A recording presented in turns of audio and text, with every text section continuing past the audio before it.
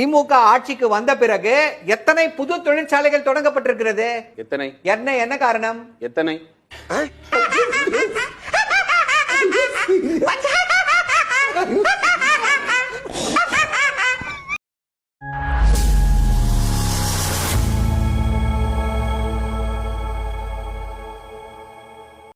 அனைவருக்கும் வணக்கம். தமிழ்நாட்டு மீடியாக்களுக்குன்னு ஒரு தனி தர்மம் அப்படிங்கிறது இருக்குங்க. என்ன அப்படின்னா, ஒரு பேனல் டிஸ்கஷன் நடக்குது அப்படின்னா அவங்களுக்கு தேவையானவங்களை கூப்பிட்டு உட்கார வச்சுப்பாங்க. பொதுவா ஒரு நடுநிலையான மீடியா அப்படின்னா என்ன பண்ணோம்? தமிழ்நாட்டில் ஒரு 4 பெரிய கட்சி இருக்கு அப்படின்னா 4 கட்சியில இருக்கக்கூடிய நபர்களையும் ஒவ்வொரு நபரையும் கூப்பிட்டு உட்கார வச்சு இந்த பிரச்சனை போயிட்டு இருக்கு, இதை நீங்க என்ன பாக்குறீங்க, நீங்க யாரை குறை சொல்றீங்க அப்படின்னு பேசுறதுதான் ஒரு நடுநிலையான ஊடகமா இருக்க முடியும். ஆனா தமிழ்நாட்டு மீடியாக்கள் பெரும்பாலும் என்ன பண்ணுவாங்க அப்படின்னா, அவங்களுக்கு ஃபேவரா ஒரு நபரை எடுத்துப்பாங்க. அவங்க அந்த மீடியாவுக்குன்னு ஒரு ஐடியாலஜி இருக்குல்ல, சோ அது சார்ந்த ஒரு நபரை எடுத்து வச்சுக்கிட்டு அவர்கிட்ட கேட்பாங்க, சார் இத மாதிரி இன்னைக்கு நீங்க தான் கெஸ்ட், உங்களுக்கு ஏத்த மாதிரி யாரை சார் கூப்பிடலாம் அப்படின்னு சொல்லிட்டு அந்த நபர்கிட்ட கேட்டுதான் அன்னைக்கு ஈவினிங் அந்த பேனல் டிஸ்கஷன்ல யார் யார் உட்கார போறாங்க அப்படிங்கிற விஷயத்தையே முடிவு பண்ணுவாங்க. ஏன் அப்படி பண்ணுவாங்க அப்படிங்கிறத சொல்றேன், கேளுங்க. இப்போ நம்ம எக்ஸாம்பிள் வந்து திமுகவே எடுத்துக்கோம். திமுகவை சேர்ந்த திமுகவுடைய ஸ்போக்ஸ் பர்சனா இருக்கக்கூடிய திமுகவுக்காக பேசக்கூடிய ஒரு நபரை வந்து கூப்பிட்டு ஒரு பேனல் டிஸ்கஷன்ல ஒரு சேனல் வந்து உட்கார வச்சுட்டாங்க அப்படின்னா, அதே மாதிரி அதிமுகவுல இருந்து, அதே மாதிரி தமிழக வெற்றி கழகத்தில இருந்து, அதே மாதிரி நாம் தமிழர் கட்சியில இருந்து ஒரு 4-5 பேரை கூப்பிட்டு இந்த மாதிரி ஒவ்வொரு கட்சியில இருந்து உட்கார வச்சிட்டாங்க அப்படின்னா, இந்த 4 கட்சிகள் இருக்காங்கல்ல, இப்ப திமுக வந்து ஆட்சியில இருக்காங்கல்ல, இவங்க 4 பேரும் கேட்கிற கேள்வியே எங்க திமுக சார்பில் பேச வந்திருக்கக்கூடிய நபரால தாக்கு பிடிக்கவே முடியாது. நாக்க புடுங்கிக்கிற மாதிரி எல்லாரும் மாணவரையா கேட்டு விட்டுருவாங்க. அடுத்த நாள் என்ன ஆகும்? இத மாதிரி திமுக வந்து ஒரு இந்த சேனல்ல வச்சு, இந்த சேட்டலைட் சேனல்ல வச்சு இத்தனை கட்சிகள் வந்து நார் அடிச்சிட்டாங்க, இந்த ஸ்போக்ஸ் பர்சன் தான் போனாரு அப்படின்னு சொல்லிட்டு அவருடைய பேரு டேமேஜ் ஆகிறது அப்படிங்கறத தாண்டி கட்சி அசிங்கப்பட்டுடுச்சு அப்படிங்கிற மாதிரி வெளியில பேசப்படும்.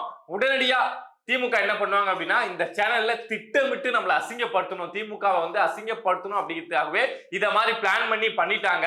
சோ அந்த சேனலை நாங்க வந்து இந்த கவர்மெண்ட் கேபிள் இருக்குல்ல, அதுல வந்து அந்த நம்பர்ஸ் வந்து பின்னாடி கொண்டு போய் போட்டுருவோம், இல்ல இல்லாமலே பண்ணிடுவோம், கவர்மெண்ட் கேபிள்ல வந்து அந்த சேனல் வராத மாதிரியே பண்ணிடுவோம் அப்படின்னு சொல்லிட்டு ஏதாவது ஒரு அழுத்தத்தை திமுக செய்வாங்க. சோ இதுக்கெல்லாம் பயந்துகிட்டு ஒண்ணு அந்த சேனலுக்கு வந்து உண்மையாலுமே திமுகவுக்கு சும்படிக்கிறது ஒரு எண்ணமா இருக்கும். அதனால திமுகவை சேர்ந்த 4 பேரையும் கூப்பிட்டு உட்கார வச்சு, ஒண்ணு வந்து திமுக, இன்னொன்னு வந்து ஊடகவியலாளர், இன்னொன்னு அவரு, இன்னொன்னு இவரு அப்படின்னு ஏதாவது ஒரு பேரை போட்டு 4 திமுக காரங்களையும் சொந்த ஐடியாலஜிக்காக சில சேனல்கள் பேச வைப்பாங்க. சில சேனல் வந்து ரூலிங் கவர்மெண்டா இருக்காங்க, நாம திமுகவை சேர்ந்த ஒரு நபரை கூப்பிட்டு உட்கார வச்சு இங்க ஆப்போசிட்ல அதிமுகவை சேர்ந்த, இல்ல தமிழக வெற்றி கழகத்தை சேர்ந்த, இல்ல நாம் தமிழர் கட்சியை சேர்ந்த யாராவது ஒரு பர்சன் வந்து பாயிண்டா உங்களை கேள்வி கேட்டு அவரு தெரியாம முடிச்சு அதனால பிரச்சனை ஏற்பட்டு அதனால சேனலுக்கு எதுவும் பிரச்சனை ஏற்பட்ட கூடாது அப்படிங்கிறதுனால இந்த பேனல் டிஸ்கஷன் அப்படிங்கிறது போலியா நடக்கும். பட் இதெல்லாம் தாண்டி ஏதாவது ஒரு நேரத்துல அந்த சண்டை அப்படிங்கிறது முட்டிக்கும். வேற வழியே இல்லாம நான் மோதி பாக்குறேன் அப்படின்னு சொல்லிட்டு சில திமுக ஊப்பிகள் வருவாங்க இல்லையா, அப்போ சில சம்பவங்கள் அப்படிங்கிறது நடக்கும். அத மாதிரி தமிழ்நாட்டு மீடியாக்கள்ல கொஞ்ச நாளைக்கு முன்னாடி ஒரு சம்பவம் நடந்தது. நம்ம திமுகவுடைய ஸ்போக்ஸ் பர்சன் அப்படின்னு சொல்லலாம், இல்ல அட்வொகேட், என்ன வேணாலும் சொல்லலாம், சரவணன் இருக்காரு இல்லையா, அடிக்கடி வந்து திமுகவுக்கு ஒரு சொம்பு அப்படிங்கிறது கொடுப்பாரு, மொக்கையா கொடுப்பாரு. சோ அப்படி அவர் ஒரு சேனல்ல வந்து அதிமுகவை சேர்ந்த சத்தியன் கூட மாட்டிக்கிட்டாரு. அப்போ இவர் பேசுறப்போ நாங்க வந்து எவ்வளவு நிறுவனங்களை வந்து இந்த 5 வருஷத்துல தமிழ்நாட்டுல கொண்டு வந்திருக்கோம் தெரியுமா அப்படின்னு பேசுறப்போ அவரு சத்தியன் வந்து எத்தனை அப்படின்னு கேட்பாரு.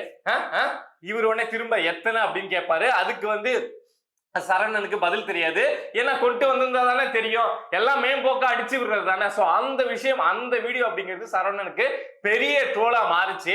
அதுக்கப்புறம் சரவணன் எங்க வந்தாலும் சரி ஆப்போசிட்ல யாரும் இருக்கக்கூடாது, நான் சொல்றத கேட்கக்கூடிய, ஏன் கையால இருக்கக்கூடிய, ஏன் லெப்ட் ரைட்டா இருக்கக்கூடியவங்களை உட்கார வச்சீங்கன்னா நான் வந்து பேனல் டிஸ்கஷன்ல உட்காருவேன், இல்லைன்னா உட்கார மாட்டேன் அப்படிங்கிற இடத்துக்கு சரவணன் போயிட்டாரு. தமிழ்நாட்டு மீடியாக்களும் அங்க பகைச்சிக்கிட்டு திமுகவை பகைச்சிக்கிட்டு நமக்கு ஏன்பா வம்பு அப்படின்னு சொல்லிட்டு அமைதியா தான் இருந்துட்டு இருந்தாங்க. அப்படி இருந்த சரவணன் அப்படியே அமைதியா போயிருந்தா பிரச்சனை கிடையாது. நான் இங்க தமிழ்நாட்டு மீடியாக்கள்லாம் பார்த்துட்டேன், நான் நேஷனல் மீடியாவில் பேச போறேன் அப்படின்னு சொல்லிட்டு நேஷனல் மீடியாவில் ஒரு விஷயத்த பேசியிருக்காரு. இப்போ வந்து ரொம்ப ட்ரோல் ஆகி வைரலா போயிட்டு இருக்கு.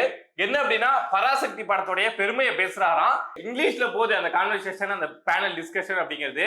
அதுல வந்து இவர் பராசக்தி படத்தை பத்தி, பராசக்தி படம் வந்து லாங்குவேஜ் வாருக்காக எடுக்கப்பட்டது, இங்க தமிழ் மொழியை காப்பாத்த எந்த அளவுக்கு இந்த திமுக காரங்க, இந்த திராவிட கும்பல் வந்து அப்ப போராடிச்சு அப்படிங்கிறதுக்காக எடுக்கப்பட்டது அப்படிங்கிற மாதிரி இவர் ஒரு பதில சொல்றாரு. அதுக்கு வந்து அந்த பேனல் டிஸ்கஷன்ல வந்து நடுநிலையாளர்னு ஒருத்தர் இருப்பார் இல்லையா, அவர் வந்து யாரை எதிர்த்துங்க அந்த வார பண்ணீங்க, லாங்குவேஜ் வார் பண்ணன்னு சொல்றீங்க, யாரை எதிர்த்து பண்ணீங்க அப்படின்னு கேட்கிறப்போ காங்கிரஸ் அப்படிங்கிறது எல்லாருக்குமே தெரியும். சோ அந்த காங்கிரஸ் கூட ஏங்க இப்ப கூட்டணி வச்சிருக்கீங்க அப்படின்னு சரவணனை கேட்டு அசிங்கப்படுத்த பக்கத்துல இருக்கக்கூடியவங்க எல்லாம் சிரிக்க ஆரம்பிச்சிட்டாங்க. ஏங்க நீங்க காங்கிரஸ் எதிர்த்து வார் நடத்தணும்னு சொல்றீங்க, அதுக்காக தான் பராசக்தியோட படத்துல வந்து அந்த பெருமையை எடுத்து பேசுறோம் அப்படின்னு இப்ப படத்தை வெளியிட்டு இருக்கீங்க. அப்புறம் என்னத்துக்காகங்க நீங்க வந்து இப்போ காங்கிரஸ் கூட கூட்டணி வச்சிருக்கீங்க அப்படின்னு சொல்லி கேட்க அந்த பேனல் டிஸ்கஷன் அது வரைக்கும் சீரியஸா போயிட்டு இருந்தது. அதுக்கப்புறம் காமெடியா போயிடுச்சு. எல்லாருமே இந்த சரவணனை பார்த்து சிரிக்க ஆரம்பிச்சிட்டாங்க. திமுகவுக்கு நல்லாவே தெரியும் நம்மளை டிஃபெண்ட் பண்ணி பேசுற மாதிரி நம்ம எதுவும் செஞ்சு வச்சிருக்கல, நம்ம கிட்ட பாயிண்ட் இல்ல அப்படின்னு தெரியும். அப்படி தெரியுதா, பேசாம நமக்கு தெரிஞ்ச நமக்கு சும்படிக்கக்கூடிய ஊடகங்கள்ல போய் பேசிட்டு இன்டர்வியூ அப்படிங்கறத கொடுத்துட்டு பேசாம இருந்திருக்கலாம். வீடியோ பார்த்துருப்பீங்கல்ல எந்த அளவுக்கு இந்த சரவணனுக்கு அங்க இருக்கக்கூடியவங்க, அந்த பேனல்ல உட்கார்ந்தவங்களும் சரி, நடுநிலையாளரும் சரி, எந்த அளவுக்கு மொக்க கொடுத்துருக்காங்க. லாஜிக்கான பாயிண்ட் தானே, அவங்க கேட்கறதுல எதுவும் தப்பு கிடையாது இல்ல. காங்கிரஸ் எதிர்த்து தான் இங்க நாங்க லாங்குவேஜ் வாரே பண்ணணும்னு சொல்றீங்க, அப்புறம் என்னத்துக்காக இப்ப வந்து காங்கிரஸ் கூட கூட்டணி வச்சிருக்கீங்க அப்படின்னு கேட்கறது ஒரு யூஸ்வலா கேட்கக்கூடிய கேள்வி தானே. நீங்க பராசக்தி படமே அந்த லாங்குவேஜ் வார தான் பேசுறோம் அப்படின்னு சொல்றீங்க, இன்னும் அந்த உணர்வு எங்களுக்குள்ள இருக்கு அப்படின்னு சொல்றீங்க, அப்புறம் என்னத்துக்காக அந்த காங்கிரஸ் கூட நீங்க என்ன கூட்டணி வச்சிருக்கீங்க அப்படின்னு கேட்கறது எல்லாருக்கும் இயல்பா வரக்கூடியது. சோ அந்த விஷயத்த தான் அங்க கேட்டு இந்த சரவணனை மொத்தமா மொக்க, இனிமே வந்து சரவணன் வந்து மொக்க சரவணன் அப்படின்னு கூப்பிடுற அளவுக்கு இந்த விஷயங்கள் வந்து இப்ப ட்ரோல் ஆயிட்டு இருக்கு. தமிழ் மீடியாக்கள்ல அசிங்கப்பட்டது பத்தாது அப்படின்னு சொல்லிட்டு நேஷனல் மீடியா வரைக்கும் இந்த சரவணனுடைய பெருமை அப்படிங்கிறது பரவிட்டு இருக்கு. இந்த நேஷனல் மீடியா அங்க நடக்கிறதான் விட்டுருங்க, இந்த தமிழ்நாட்டு மீடியாக்கள் இருக்காங்கல்ல, ஓவரா சொம்படிக்காம ஓரளவுக்கு நடுநிலையான விஷயங்களை மக்கள்கிட்ட கொண்டு போய் சேர்க்கணும், உண்மையை கொண்டு போய் சேர்க்கணும் அப்படின்னு நினைச்சாங்கன்னாவே ஓரளவுக்கு முழுசா பண்ண முடியல அப்படின்னாலும் சில விஷயங்கள்லயாவது இங்க நியாயத்தை இந்த மீடியாக்கள் வெளியில கொண்டு வரலாம். இல்ல அப்படின்னா இப்படியே பண்ணிட்டு இருக்காங்க அப்படின்னா இன்னைக்கு மக்களுக்கு நடக்கக்கூடிய பிரச்சனைகள் நாளைக்கு மீடியாவுக்கும் நடக்கும், நீங்களும் பாதிக்கப்படுவீங்க அப்படிங்கிறது தான் உண்மை.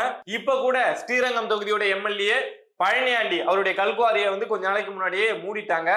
வரம்புக்கு மீறி அதிகமா வந்து அந்த இது இல்லாம, உரிமையுமே இல்லாம அதை தாண்டி நிறைய தோண்டிட்டார் அப்படின்னு சொல்லி 45 கோடியோ என்னமோ ஃபைன் போட்டு மூடி இருந்தாங்க. பட் அதை தாண்டியும் அந்த கல்குவாரியில வேலை அப்படிங்கிறது நடந்துட்டு இருக்கு. அது சம்பந்தமா நியூஸ் 7 தமிழ் தொலைக்காட்சியை சேர்ந்த ரிப்போர்ட்டர் அண்ட் கேமராமேன் வந்து அங்க இந்த மாதிரி விஷயங்கள் நடக்குது அப்படிங்கிறத வெளியில கொண்டு வந்திருக்காங்க. அதுக்கெல்லாம் அவங்களை அடிச்சு அந்த சம்பவங்கள்லாம் போயிட்டு இருக்கு. சோ இன்னைக்கு ஒரு உண்மையை வெளியில, அவங்களுக்கு எதிரான ஒரு உண்மையை வெளியில கொண்டு வரணும் அப்படின்னு முயற்சி பண்ணதுக்காக பத்திரிகையாளர் கேமராமேனை தாக்குறாங்க அப்படின்னா, நாளைக்கு நீங்க அவங்கள பத்தி ஒரு தப்பான ஒரு விஷயம், அதாவது சரியான விஷயத்த நீங்க வந்து போல்டா வெளில கொண்டு வரணும்னு நினைச்சா கூட ஒரு கட்டத்துக்கு மேல முடியவே முடியாது. பழகிட்டீங்க அப்படின்னா அதுக்கப்புறமா அவங்களுக்கு முழுசா கொத்தடிமையா இருந்தே தான் ஆகணும். இதுக்கு மீடியாவுக்கு இப்படி நடக்குது, ஒரு ரிப்போர்ட்டர் ஒரு கேமராமேன் வந்து இந்த விஷயத்தை வெளில கொண்டு வந்ததுக்காக இப்படி தாக்கப்பட்டிருக்காங்க அப்படின்னா தமிழ்நாடு காவல்துறையாவது அட்லீஸ்ட் வந்து ஒரு வழக்காவது பதிவு செஞ்சிருக்கணும்ல, என்ன காரணத்துக்காக தாக்குனீங்க, உண்மையாலும் வந்து அங்க இந்த மாதிரி அந்த அத்துமீறி அங்க வந்து கல்குவாரி செயல்பட்டு இருக்கா அப்படிங்கிற விஷயத்தெல்லாம் ஒரு கேஸ் பதிஞ்சாவது அது என்ன நடக்குது அப்படின்னு பார்க்கணும்ல. தமிழ்நாட்டு காவல்துறையும் இந்த விஷயத்துல ரொம்ப அமைதியா இருக்கு.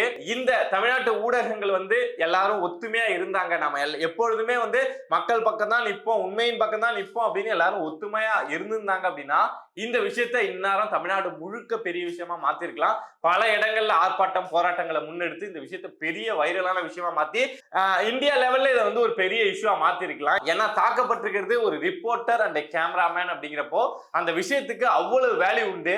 ஆனா இங்க ஒத்துமை இல்லாததுனால, எல்லா மீடியாக்களும் பிரிஞ்சு கிடக்கிறதுனால, இல்ல யாரோ ஒருத்தவங்களுக்கு அடிமையா வேலை செய்யறதுனால இந்த விஷயம் கூட இங்க பெருசு ஆகல. இந்த மீடியாக்கள் ஓரளவுக்கு உண்மையா செயல்படணும் அப்படின்னு நினைச்சாங்கன்னாவே மக்களுக்கு நிறைய விஷயங்கள் தெரிய வரும். பட் அது மாதிரி நினைக்க மாட்டேங்கிறாங்க அப்படிங்கிறதா நமக்கு இருக்கக்கூடிய வருத்தம். இத மாதிரி நம்மளை சுத்தி நடக்கக்கூடிய விஷயங்களை நீங்க தெரிஞ்சுக்கணும் அப்படின்னு நினைச்சீங்கன்னா மறக்காம பிரபா டாக்ஸ் சேனலை சப்ஸ்கிரைப் பண்ணி சப்போர்ட் பண்ணுங்க. நன்றி.